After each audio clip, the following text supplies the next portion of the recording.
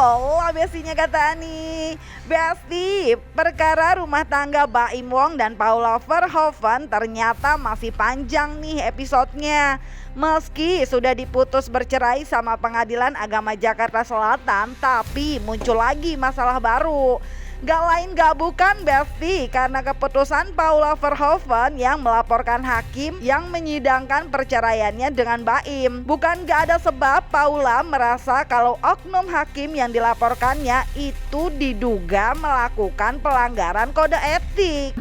Di sini saya hadir dan mendatangi komisi yudisial untuk melaporkan dugaan terjadinya pelanggaran kode etik dan pedoman perilaku hakim yang dilakukan Majelis Hakim pada Pengadilan Agama Jakarta Selatan yang memeriksa dan mengadili perkara perceraian saya.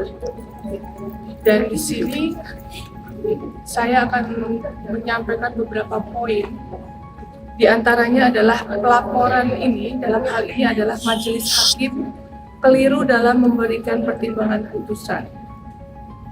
Dan juga terlapor dalam memutuskan tidak mempedomani bukti-bukti yang disampaikan dan fakta persidangan. Untuk lebih detailnya, mungkin nanti bisa menghubungi kuasa hukum saya, karena dalam 2 hari ini kuasa hukum saya sedang ada sidang. Terima kasih. Salah satu yang kemudian di-highlight Paula adalah keputusan hakim yang seolah menggiring opini publik kalau dirinya berselingkuh. Tegas Paula bilang kalau itu nggak benar dan siap mempertanggungjawabkan pernyataannya tersebut, Besti. Tegas menyampaikan bahwa tidak ada terjadi perselingkuhan selama saya menjalani pernikahan. Dan tidak ada juga bukti-bukti perselingkuhan di persidangan. Jadi bingung gak sih Besti? Kata hakim selingkuh, sementara Paula tegas membantah. Pusing deh Ani. Anyway, upaya Paula Verhoeven mengadu ke komisi yudisial ternyata buat menjaga mental anak-anaknya loh Besti. Namanya jejak digital, apalagi beritanya viral. Bisa jadi nanti kan diakses sama Kiano dan Kenzo, ya gak sih? Menurut saya ini fitnah ini sudah terlalu jauh ya, sudah terlalu jauh, dan di sini saya punya 2 anak laki-laki.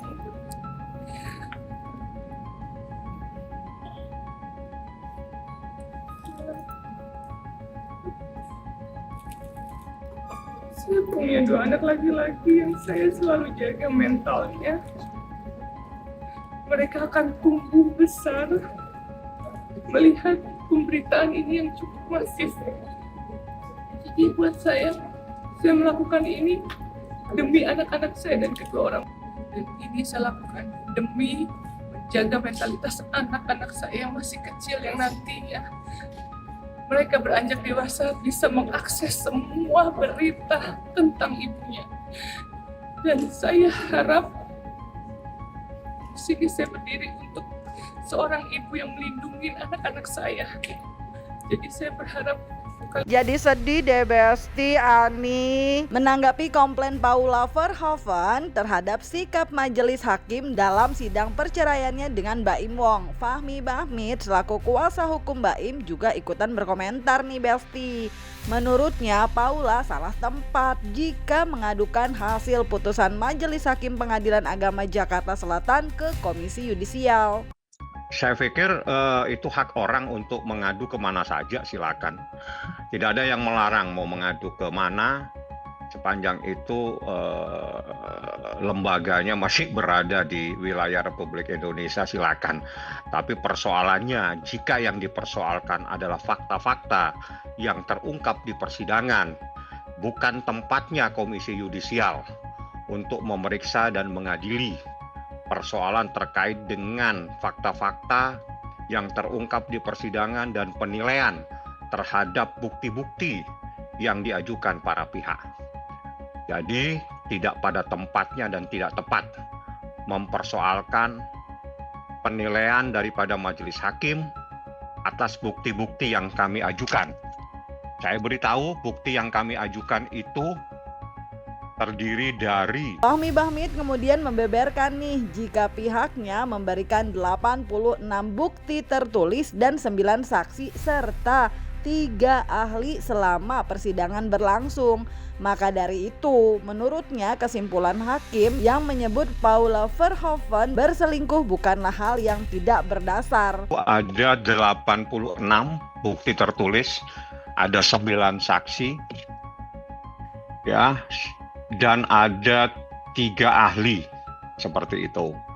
Jadi dengan bukti yang cukup banyak, dengan fakta-fakta persidangan yang cukup telak, hakim mempunyai penilaian berdasarkan bukti yang ada, maka ditemukan adanya fakta bahwa termohon telah melakukan perselingkuhan. Tindakan Paula yang seperti protes keputusan hakim yang menilainya selingkuh, kata psikolog, juga kurang etis atau tidak layak untuk dipublikasi. Alasannya lagi-lagi jejak digital yang gak bisa dihapus dan bisa aja diakses oleh anak-anak Paula dan Baim nantinya, Besti. Tapi kalau ditanya, kalau ada perkataan seperti itu pada seorang ibu, bahwa ibu ini ibu yang berselingkuh dan ibu yang istri durhaka dan sebagainya, ini sebetulnya kan harusnya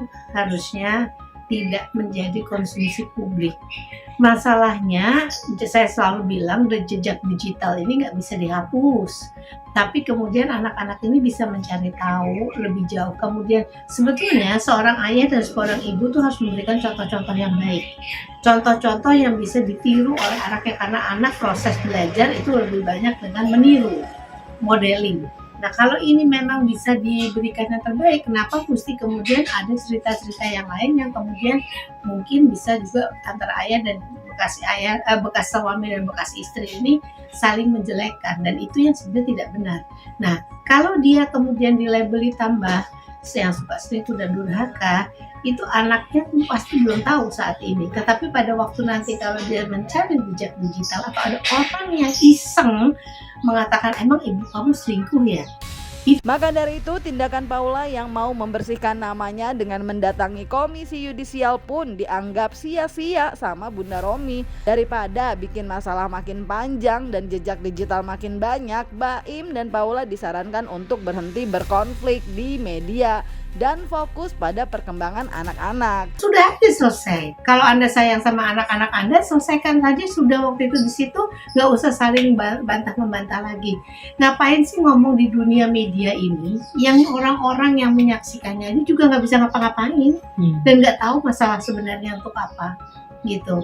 Kalau menurut saya lebih baik silent, bereskan, hadapi orang itu, kemudian melakukan sesuatu yang betul-betul. Nah gitu deh Besti, gimana menurut kalian? Setuju Paula maju terus membersihkan namanya yang dituduh berselingkuh, atau setuju sama Bunda Romi yang nyaranin dia sama Baim melakukan silent treatment?